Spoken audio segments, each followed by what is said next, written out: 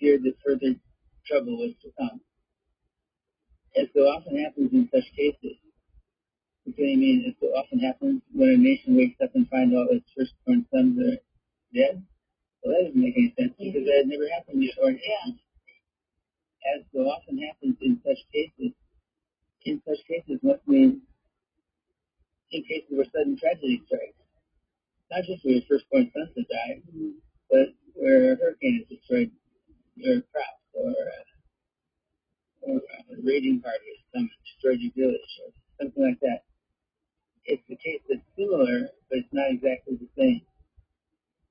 So Paul says, if an unbelieving spouse leaves, let him leave. In cases like this, the believing brother or sister is not enslaved. What do you mean in cases like this? Well, in cases where the marriage is so damaged that it is no longer functioning as a marriage. So that led me to say, what other cases are there that Paul would have in mind that would damage a marriage as much as desertion by a spouse or as much as adultery? And then I think we could think of some cases which are tragic situations where marriage is just horribly damaged and there seems to be no human hope for repair of the marriage.